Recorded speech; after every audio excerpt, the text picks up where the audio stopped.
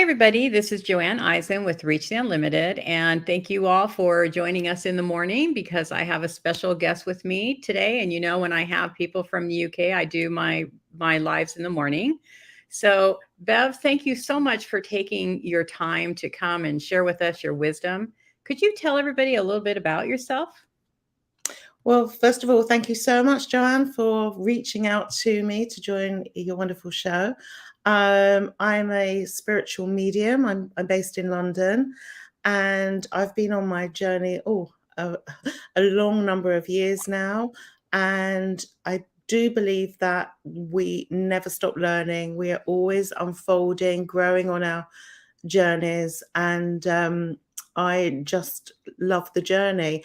And I work from London, but I've traveled all around, and I trained at the Arthur Findlay College as well as some other places. And I'm a medium, tutor, inspirer, and I'm also a tutor at the Fox Pioneer Centre, which is a brand new centre here in the UK, which will be offering workshops and residential courses. That's So really that's about it, really. what who developed this center that you're going to that's new? I mean, how did that come to be? I'm curious. Well, that was Martin Coldclough and Nicola Neal.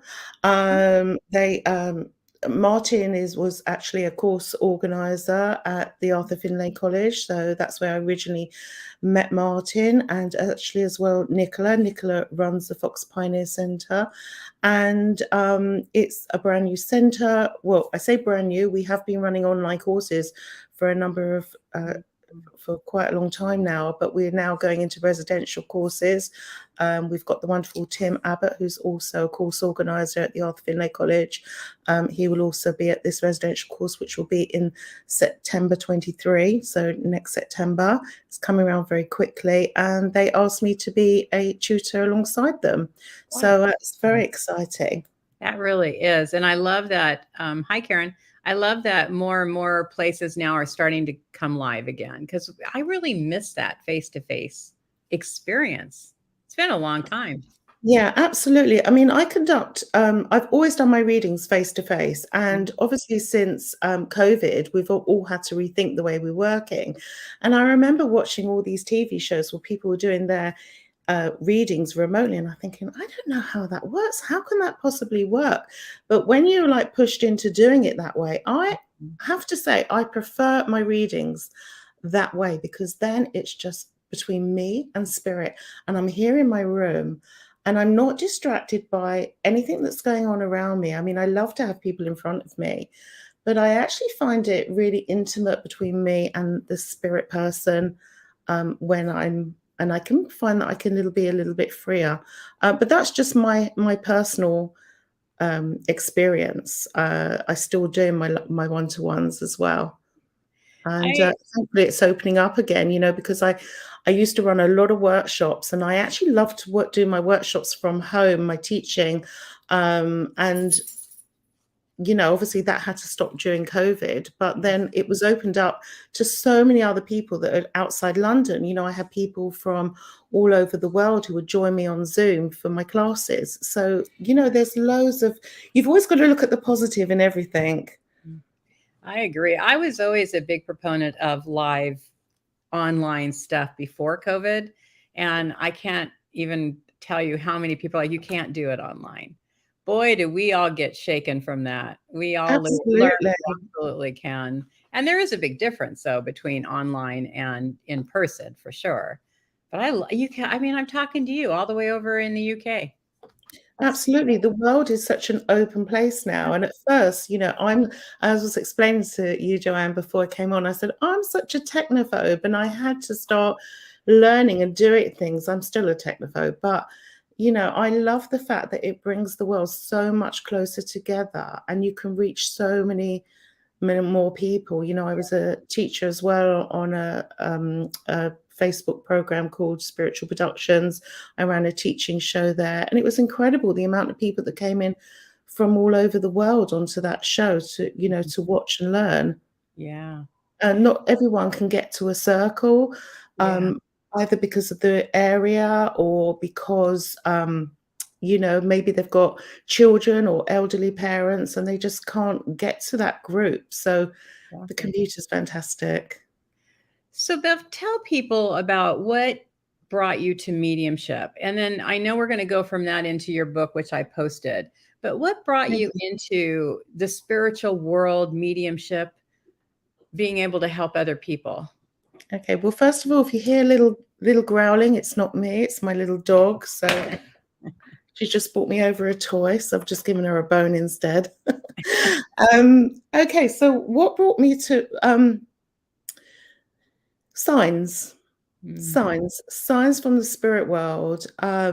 I was unaware that I always had a gift, mhm, and I do believe we all have this latent gift that we don't always use or we don't know about. I do believe that it's part of the brain that not many of us know how to access, and some people do find it easier than others. And for me, it's like a muscle in the brain, mhm, and that's how we access it. And by working with our mediumship, that's how we enhance it.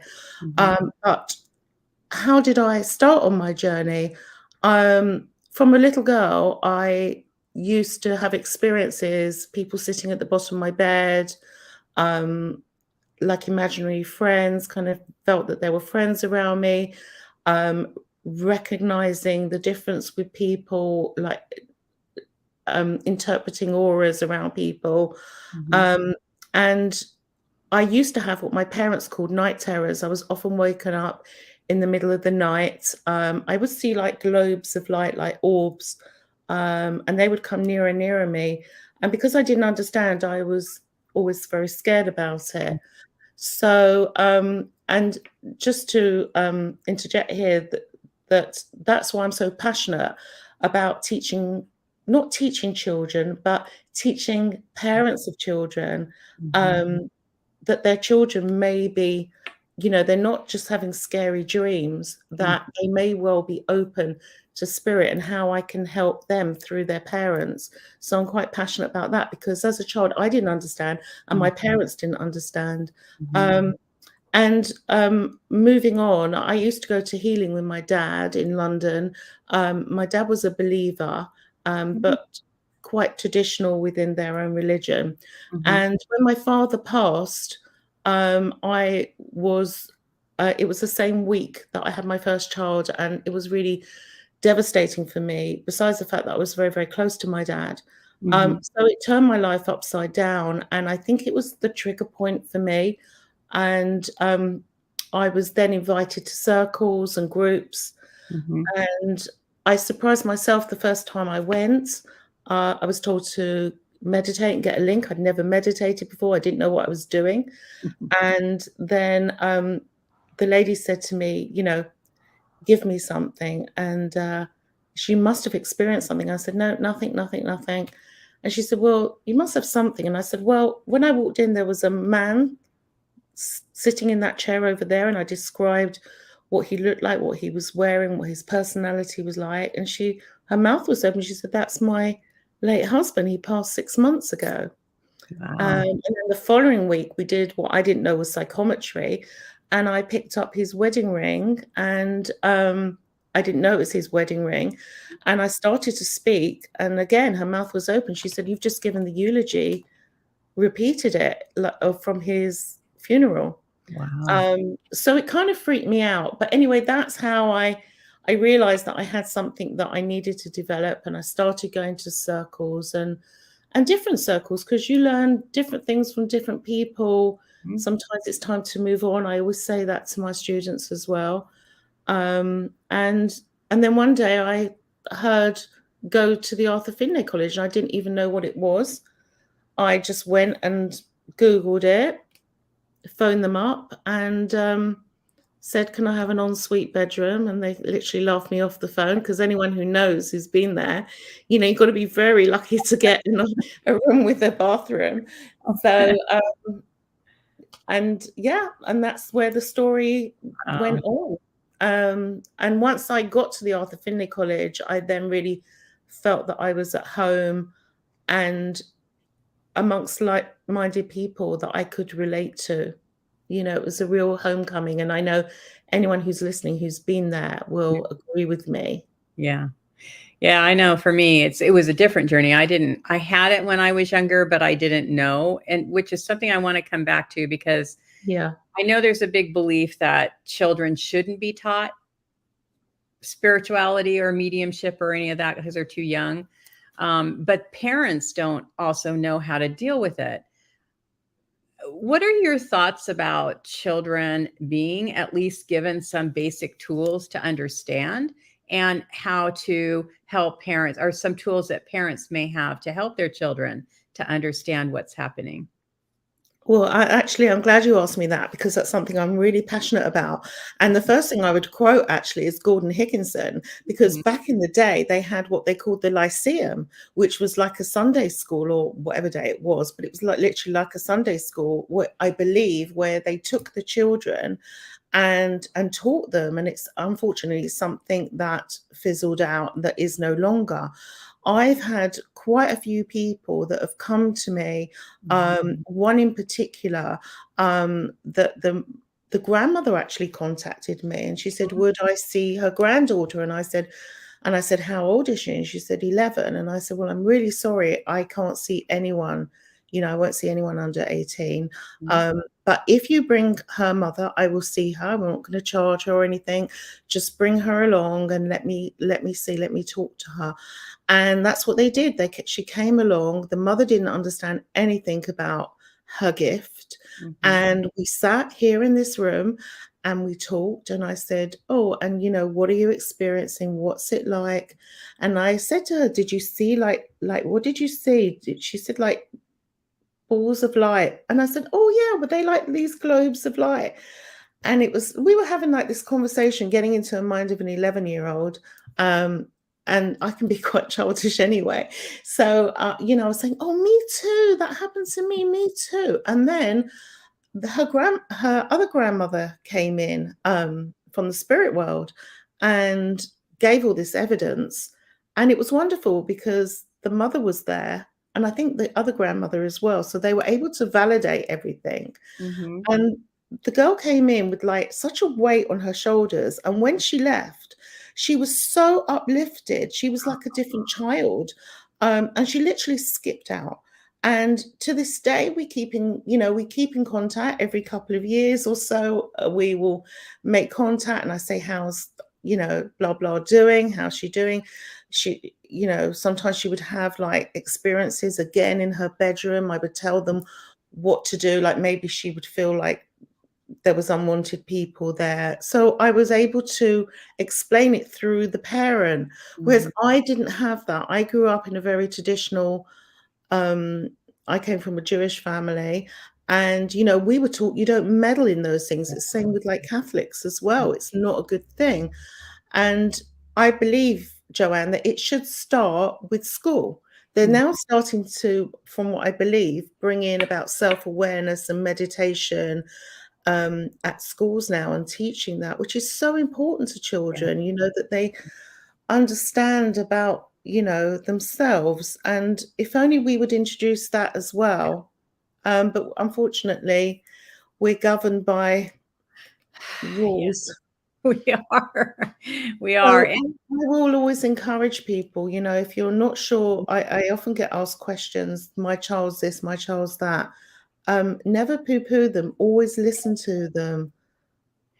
well, I feel like what you said really is what I've experienced, where you see, because when you don't understand something, then you can be afraid of it. But if you understand it, then you know how to deal with it. You know what's happening. And what you said about her leaving, feeling so much lighter, that's why I think we need to, as much as we can, educate children because they're more open, they're more susceptible to trusting the spiritual world than we become as we become more calloused and older in our life, unless we're And working on it. yeah, and you know that they say that children up until about the age of 7 Mhm. retain that link to the spirit world because, until they get indoctrinated by society, by Yeah. school, by Mhm. religion, by our parents or family that, it doesn't exist. And you'll Yeah. always see a baby cooing at nothing, and we don't know. And I always do that little trick, with a baby or even animals, and I say, okay, spirit, if you're there, could you move over to the left or over to the right? Mhm. And I watch to see if the baby's eyes sort of follow, Uh-huh. because but for some of us, like yourself and me and all the lovely people watching, um, that link is always there. It It is. doesn't go away. But therefore, and a lot of people are nervous to do anything with it. And I would encourage you. It's a beautiful journey, Mhm. and to never be afraid, because the spirit world aren't going to hurt us. All that belongs in on the TV, doesn't it? And on the movies that make a lot of money. That does not exist, Yeah. all this evil stuff. Yeah, I totally agree with you, and again, it's just coming back from the not knowing or not understanding. One of the things you said is spirit never leaves us. So it brought me to a conversation I had last week with that if you haven't used your mediumship in a long period of time, that you lose it, and that it's kind of like a muscle that you have to build up again.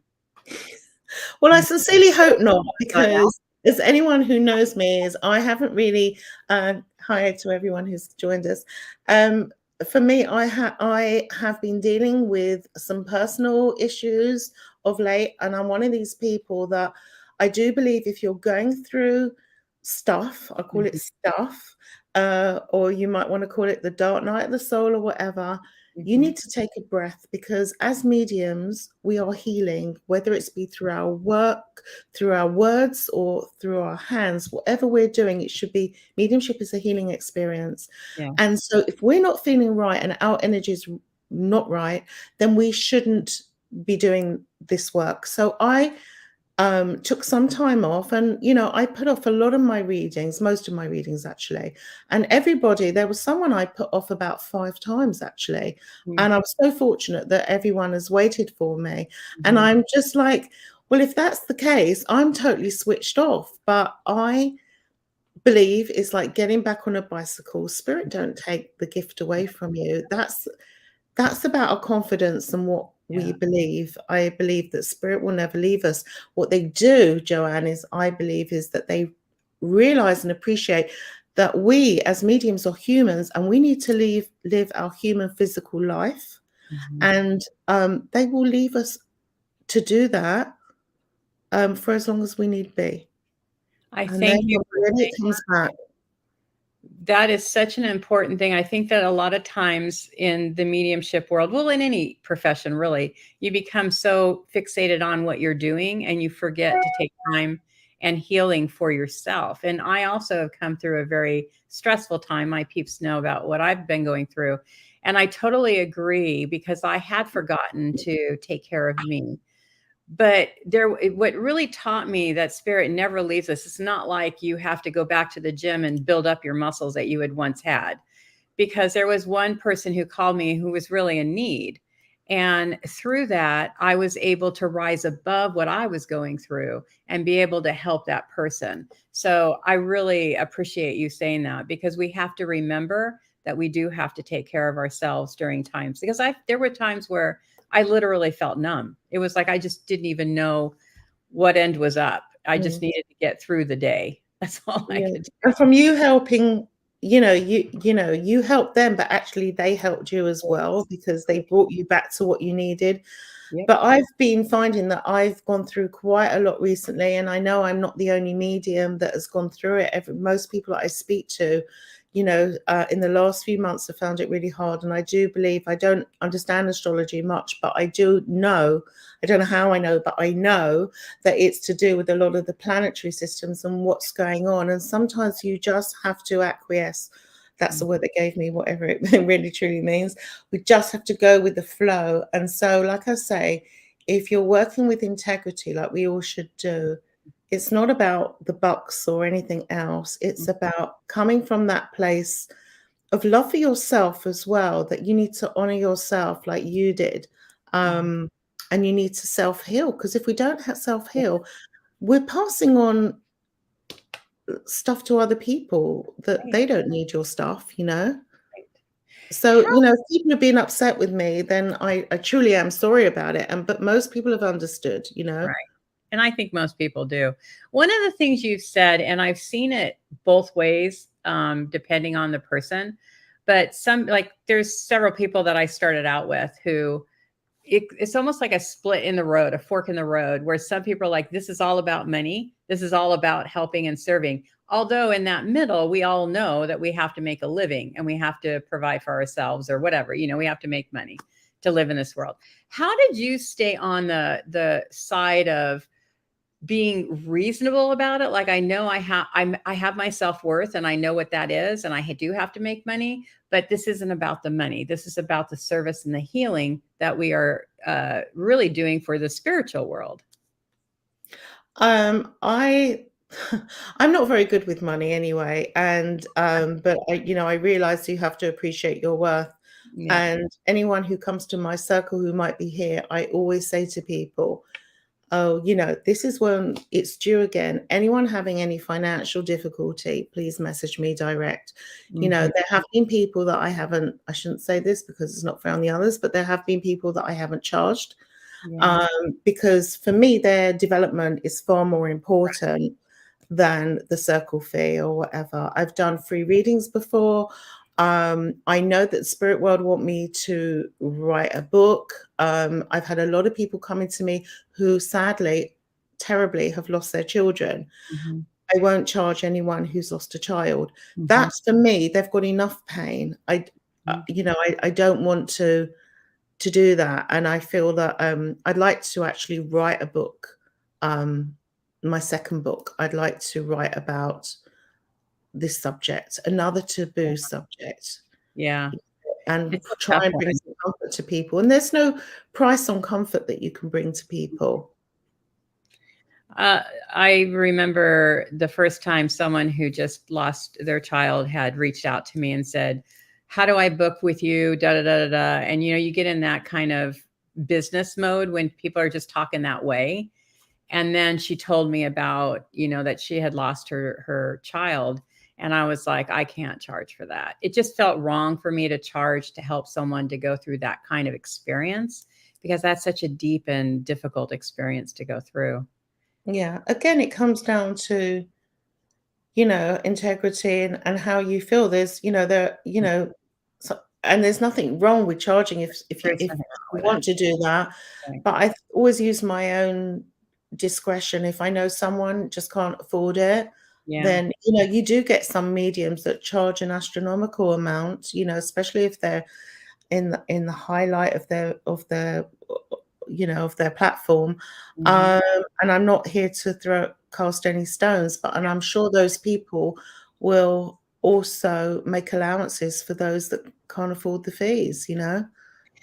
Yeah, I agree. I mean, I don't think we can judge what somebody on this I didn't expect to go this way, so this is interesting. No, no, There's no judgment on what somebody charges for their work.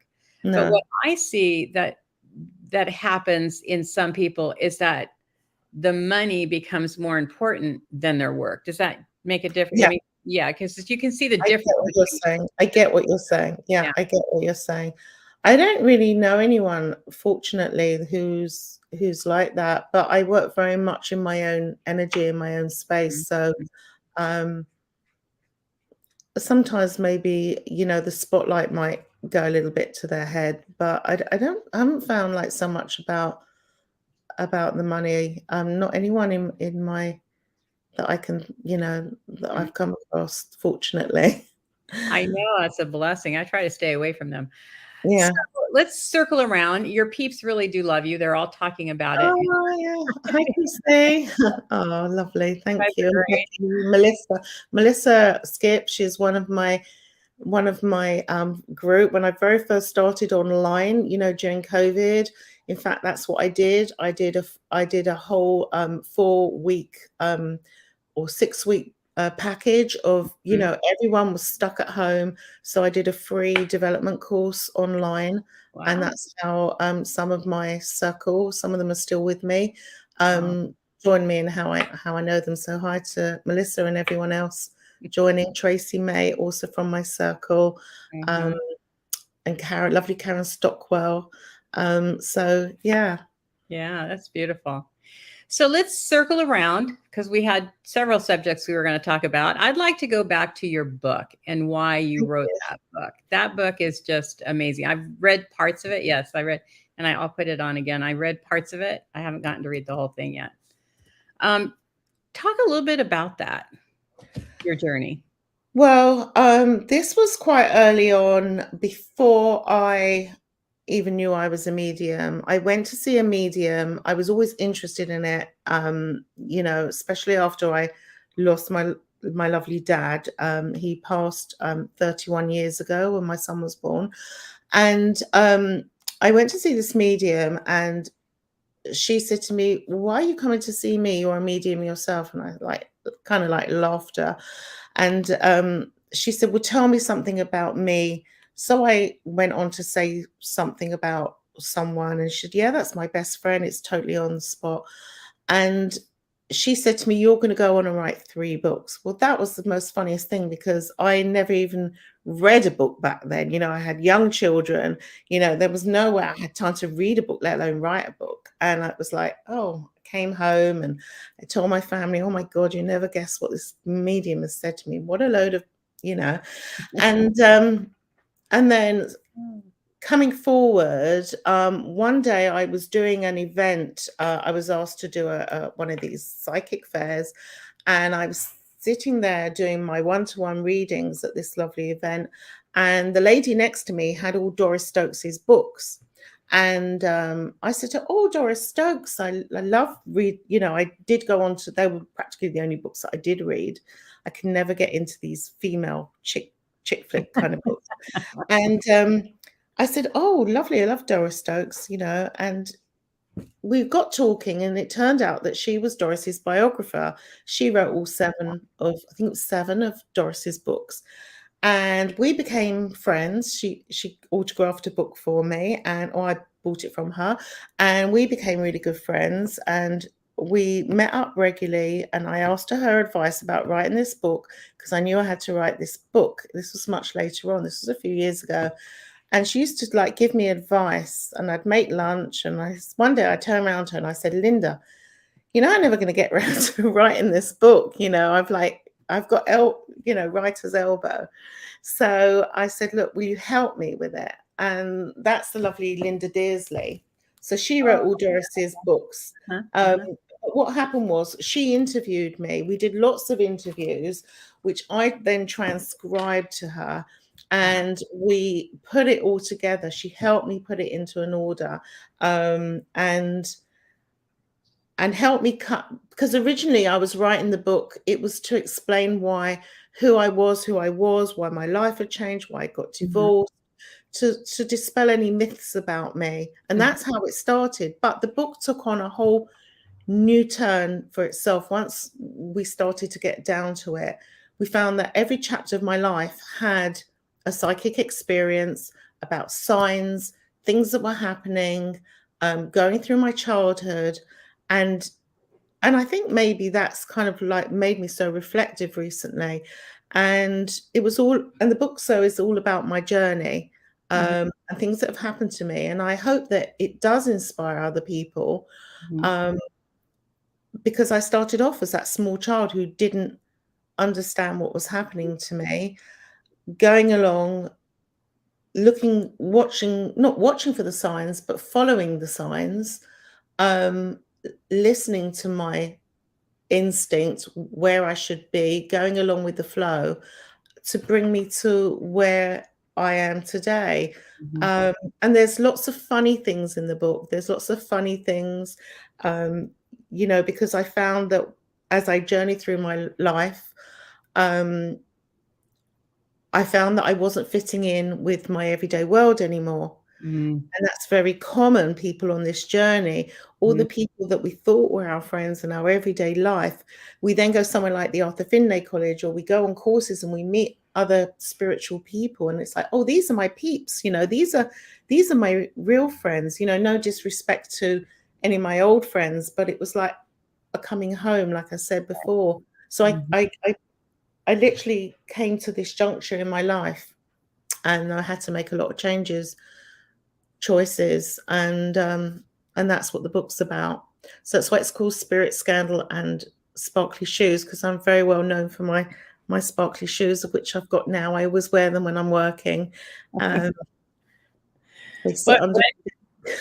what got you to connect with the sparkly shoes? What's the story to that? Well, yeah, that's in my book as well. So one day I went to a friend of mine bought tickets for my birthday to go and see John Edward in Dublin. Mhm. So we went to Dublin and we were walking the streets because I love shopping. And it was just before everyone went sparkle mad. And I was walking past the shoe shops and I kept seeing sparkly shoes and they were so expensive. They were like hundreds of pounds. And Mhm. it's like, God, I can't afford these sort of prices. And then I came to this shoe shop and I saw these boots. I'm going to take them off because I got them in now. They're so worn out. Look at the I state of them. love them. And look, I've Oh, lost the hill. yeah.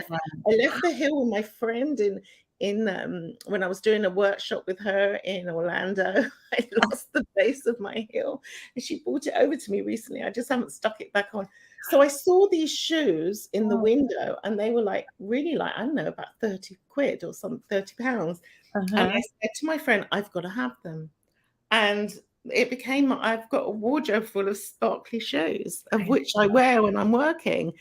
Another thing is that years ago I went to you've got well, I won't mention the name, but you've got a well-known spiritual center in New Jersey, and I Mhm. remember going there, and I remember one of the tutors who was on said, um, you know, you mustn't wear sparkles and you mustn't wear your skirt below us, you know, above a certain height, and you've got to be demure and you've got to be this and you've got to be that. And then Oh, he mentioned the sparkly shoes, and it was like, I thought that kind of felt a little bit direct towards me. And then I thought to myself, Joanne, does spirit care how short my skirt is? Do they really care how sparkly my boots are when all they want to do is speak to their loved ones? That's all exactly. they want to do. They're not going to talk to me because of whatever, maybe my religion or my color or what I'm wearing. It seems so futile, so stupid.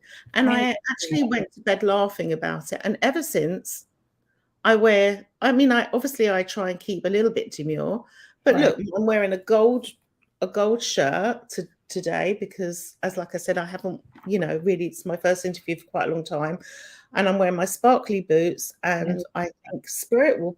They just want to be uplifted. They don't need to be all solemn. You know, out of every interview, I like to make an exclamation point. And this is one of those moments.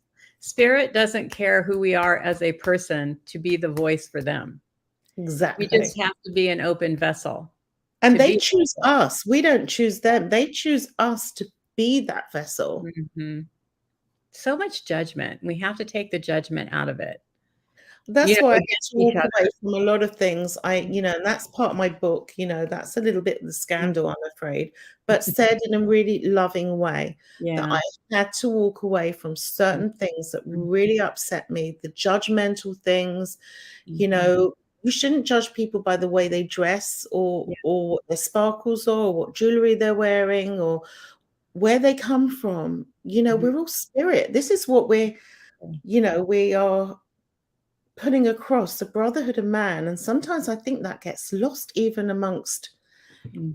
you know, those that are following all these things. Like, you know, where is it? Where's it gone? You know, there's no hierarchy. One of my favorite things for me is that spirituality is a circle. Mhm. No one at the top and there's no one at the bottom. We are a Mhm. circle. And I That hate hierarchy. I I really do. You have to earn respect in life. Mhm. And we were talking before the show a little bit about religion hierarchies and all of that, which I feel like we are changing from the old into the new, but we're always going to have some people that are still going to be in the old, right? The old way of thinking, the parameters around that, and there's people that are going to be gravitating towards them because that's who they can connect to. But yet I feel like there's so many more now that are coming into understanding that we're all inclusive, we're all one, we're all together, we're all just trying to do the best we can. And like, not everybody that's going to come to you is going to come to me, because we're all different, even in the way that we read or the way that we see things. And we do have to be open and accepting for each other instead of judgmental and competitive with one another. Exactly, and the spirit world will come to those that will understand their journey as well. And Hmm. one of the most important things that I find with my when and I say to my students all the time, Hmm. um, you have to make them your friend, because not everyone is an open book. I'm very much an open book. Everyone knows my life. But, not everyone is like that. You have to endear yourself to someone. Hmm. But going back to what you said before, about the judgment and the divides, etc., that's one of the reasons why the Fox Pioneer Centre came about, which, I know Nicola Neal founded it, and so proud of what she's created along with Martin Colclough. And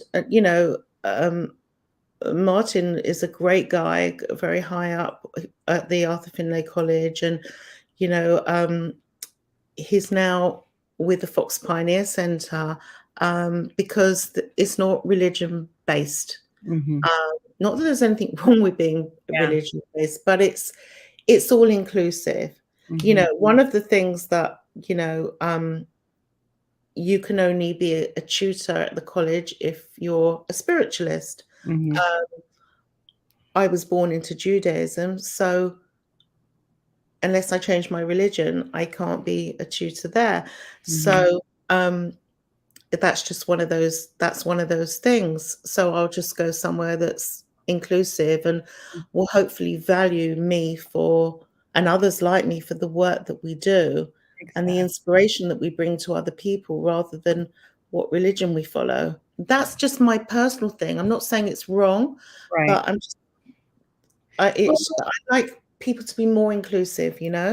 I agree with you in that, because what we're doing is kind of that direct line from being human to connecting with the spiritual world. And we don't have to have all that pomps and restrictions and laws and rules in between, because we're really just that vessel from one to the other. Which, like, I know that I've talked before about how I had this really in-depth, just like truthful conversation with a priest from the Catholic religion. My mind was just blown because he understood where I was coming from, because I was raised Catholic. And but the thing is that he was open to my what I was saying and my feelings to that. Where other priests that I've talked to, you can't say things. You have to have that respectful kind of stand back. But Oh, yeah. if we're again back into this inclusive where everybody is living their own experience here, doesn't diminish what they can do with the spiritual world. So I hope that it all goes away. I hope that Oh, people yeah. I mean, a accept lot that. of rabbis, wouldn't agree with what I'm doing, you Mhm. know. But each to their own. We all have our Mhm. beliefs. Exactly. And I'm only working like all mediums, I'm sure, on a love vibration. We're trying to provide healing, like I said before. It's all about the Exactly. healing experience that you can bring through your words to Mhm. those that are in need. Yes, I agree. I so agree. But it's all a journey too. I'm not saying anything I'm saying in judgment of people and where they're at. That's just from my experience where I've come to. And we all Oh, had to get great. to that in our own way. We're going to get to where we're going through our own experiences. Exactly. And we can learn so much from other people and through those experiences, whether they're good or they're bad. So yeah, I agree with you. So, one of the things we also talked about are signs. And I know, like, in sometimes when I'm working with someone, they'll say, how does my loved one let me know they're there? How do I know that my loved one's with me? And some people don't believe that they can see any signs or that there are any signs. How did you come across and really recognize how important signs were to you? I love this subject, signs. I was talking to you before about them. I believe if you want a sign, you've got to ask for it. I think people forget to ask. That was what I was saying in my book, that we as people, as human beings, forget to ask. We say, "Oh, we don't get any signs." But I say to people, are you asking? Are you asking for that sign? And it's not just the white feathers or the coins or whatever, or the robins that we see. These are the signs that everyone knows. We can see signs in so many ways. Like I said, in there was a chapter about signs in the book, but I take signs all the time. Like, I can get into my car and I can put out a question out to the spirit world, and um get in the car, I'll put on the radio, and I'll listen to the lyrics of a song. And you bet your bottom dollar. And sometimes I don't even ask for the sign, and I'll get into the car and they'll play a song, and the lyrics are so spot on. I'll go, thank you. Mm. You know, those sort of games that we play with children in cars. I don't know if you do it over there, but like, you're driving along and you're trying to keep the kids occupied, and you'll say, oh, look at the registration numbers of the cars passing by, like on the motorway or the freeway, as you call it. And I remember I was meeting up with a friend. We were going to be doing some workshops together, and I never forget, we were sitting down having a coffee in a cafe, and all these lorries and cars were going by, and I started laughing, and she said, "Why are you laughing?" And I said, "Because there's like a van that's gone by that says you can do it. Then there's another one that comes by saying something else. And there was another one called Higginson Removals, which was Gordon Higginson. And I just was laughing to myself. And I had a guy who came to my circle when I very first started off, actually. And he was not really open to science, didn't believe in it at all.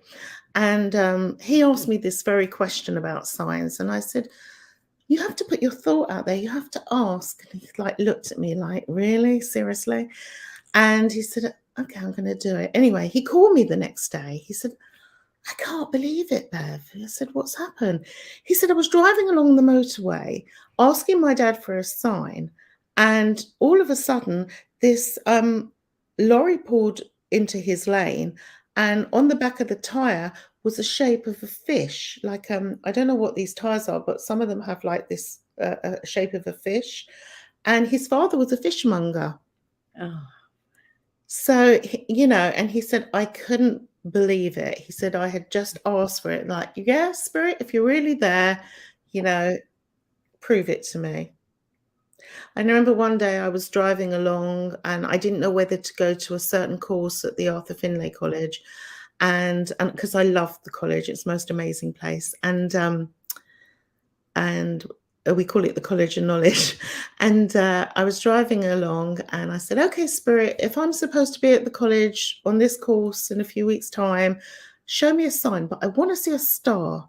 Well, it was pouring with rain, Joanne, and it was raining and cloudy, obviously, because of the rain, drizzle. You couldn't see hardly in front of you. And I thought, there's no way I'm going to see a star. All of a sudden, a Texaco lorry comes by, which has got their emblem is a star, and it goes straight past me. And I said, okay. That's the thing is, when I first started, I had this idea of what signs would be, like feathers or pennies or the obvious things, or, like a neon sign that would say, yes, do this or whatever. But the more that I connected with spirit, I became more aware of all of because it's not like they weren't there. They were always there, but the signs that were more subtle, the signs that you may have missed. And that has really been intriguing me as I become more and more aware of, okay, I asked for something and I'm going, it could be even a day you're going through life and the next day you see something that is reflective to that question. And Yeah, I it will doesn't always happen straight away. Yeah, it can take days. And then you're just sitting there chuckling, like, I don't know, obscure things like you open a magazine or even in your own mind, you'll get the answer and then you'll see a picture of something or, there's so many different ways that science But can you have to come be and open. You have to be open to receive. And I do believe that our thoughts create our reality. yeah. So if someone's going to be negative, thinking, oh, well, I'm never going to get a sign, you're not, because you're not putting out that positive vibe. You've got to put it out there with love and trust Yeah. and wait for it to come back to you. Yeah. And that's what I've always taught people. I actually remember I had someone for a reading and she said, I never get a sign. Mhm. Um, Never. And I said to her, have you woken up and there's been like a penny or something under your pillow? And she said to me, no, oh, maybe my daughter might have lost a tooth and we do that. We put like the money under the pillow. I said, no, it's your pillow. It's not your child's pillow. It's your pillow. I saw it, as plain as day. This has happened a few times actually in readings, not necessarily with a pillow, but with a coin. Mhm. And um, and I said, well, look, just take it. And she called me like 3 or 4 days later, and she said to me, I woke up and there was a penny under my pillow. I don't know how it got there. I didn't tell anybody. And there was a penny under her pillow. I mean, Oh. it was amazing. And it gives people that's what they need, that sign. That sign is so important, to So know that your loved ones are with you. exactly. So as you've been developing, because I know we all go through our own journey in developing, and we have our kind of obstacles or more difficult times in trusting and understanding. What were some of your more difficult, I don't mean to go personally or anything like that, but just in general, to your development, and how did you overcome that? Sorry, not quite understanding the question. Overcome what, You were sorry? as you were going through your journey of development, what were your biggest stumbling blocks, and how did you overcome those stumbling blocks as you were um, really Trust. going through your development? Yeah, Yeah. trust. Mhm. I always said I would never do platform. I Mhm. did not like it. Believe it or not, and people found that hard to believe about me. I actually didn't never liked the attention on me. I didn't like everyone looking at me. Mhm. And I remember going to the college and being asked to stand up on the platform, and I couldn't. I just didn't like it. Just couldn't do it. And I remember once someone saying to me, you're boring to watch. It was right at the beginning of my journey, and that kind of really put me off. And so Wow. whenever the tutor said that they were going to be doing platform, myself and a few others Mhm. would like literally, whoever didn't like it, would like literally run out of the sanctuary. And it was like, no, we're not doing it. And they were fine, the tutors. They say, okay, you can go and practice one-to-one readings in the gallery or somewhere else. And that's what we did. And I said I would never do platform. But the spirit world have always got another plan for you. And so that was a really huge obstacle for me. And it Do still is. platform. You do Sorry, platform. You actually do platform. I So how'd you do. overcome that I finally? do. I do because they forced me to do Uh, it. And in fact, I haven't done it for a while because of COVID and etc. mhm. And I've got one event in October. I think it's October the 27th or 28th, which I'm doing with the lovely Carol Bromley in Hayes in England, in not far from London Airport, actually. Um, I've got an event with her, and then I've got another one coming up in November. And you have to trust if Spirit want you to do it, they're gonna make you do it. But especially when you've taken time out like I have, and I always say to my students, I too crumble sometimes and worry that I'm going to get a connection. I think that we all do, really. Not everyone admits to it. I believe that you can't work with ego. You've got to have some kind of um, vulnerability to do this work. And we're standing up there. We've got no script. We've got nothing in front of us. And we've got to trust that they're going to be there for us. And that was always one of my big things, was trust and confidence. And that's why my main thing, more than my readings, I'm so passionate about teaching, Mhm. because I help people overcome that Mhm. through my work as a tutor, because I still suffer with that. Yeah. I still suffer with doubts. I'm not ashamed to admit it. I I'm not agree with ashamed, you. I I yeah. worry. I feel like we all face that because we're like, I agree with you. The number one thing is trust. And that's what I teach my students is trust is the biggest thing that you can ever learn because you're going into a situation where you have no information, no knowledge, no nothing. You don't know where it's coming from other than you trust that it's coming from spirit and it's evidence that it is because of the evidence you get. But how does that happen? And it does shake you. So my question though, I'm going to come back. I'll let you come back to that. But my question is something you said is because this is a big thing with DEMS or demonstrations. How do you not make that boring? How did you overcome that comment or change that mentality of it being boring? Is really the question. I think the biggest thing is just to be yourself. Mm, If you can get over that barrier and just try to relax and be yourself, because the biggest um, the biggest curveball is your mind. And, when we're in our mind and we're worrying, then we're not in our power. So yeah. it's about keeping that vibration up and staying in our power and not worrying about the audience in front of us. That was why I was quite a lover of the Zoom, because, I can just be me here with my computer and not have to worry about anyone else. But, I've done lots of demonstrations where I haven't even got like a Zoom room with people's faces. And I've done like events where I do the Derek Akora page on a Monday. I haven't been doing it for the last few weeks, but I do it every Monday at 3 o'clock. They've got some great mediums on that show.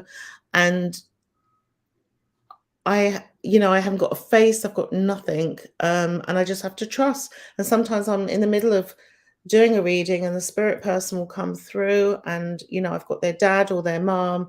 And it's just about trusting. And yeah, so like you were saying about the platform, it's something that you've just gotta you've just gotta surrender. Surrender is the big word. Yeah. You know what? I like what you said because I know a lot of mediums that do platform, they're always worried about boring the audience, boring everybody else.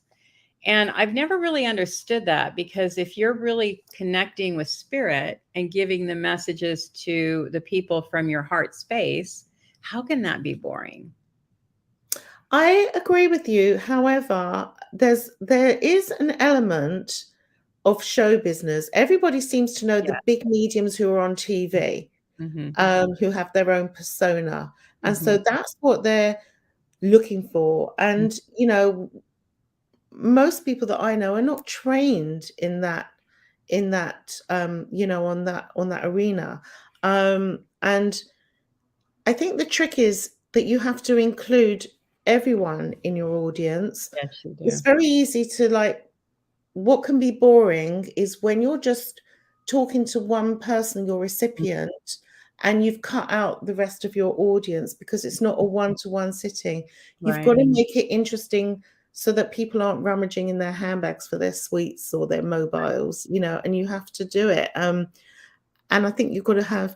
I remember a great tutor of mine once said to me, to be a medium, you've got to have this, the skin of a rhinoceros and the sensitivity of a butterfly.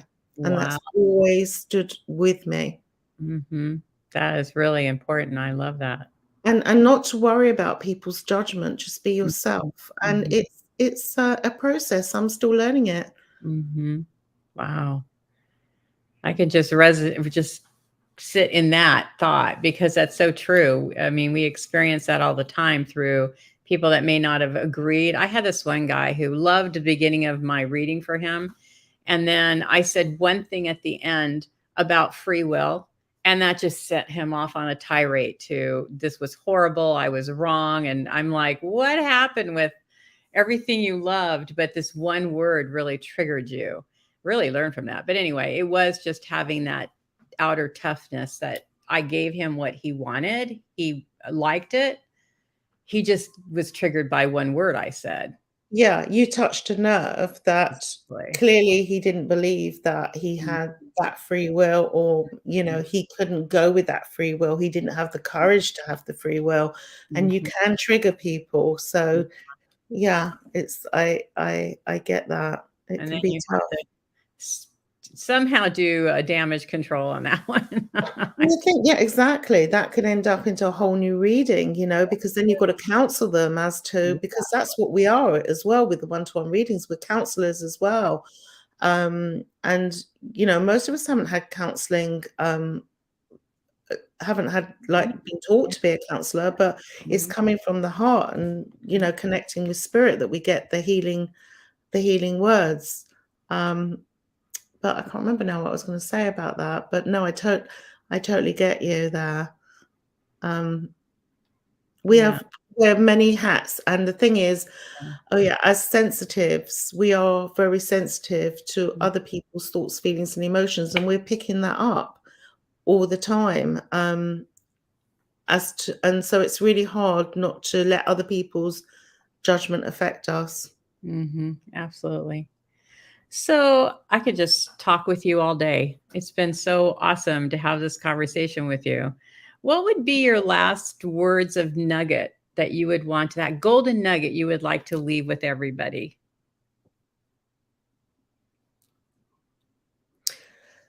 Always work from the heart.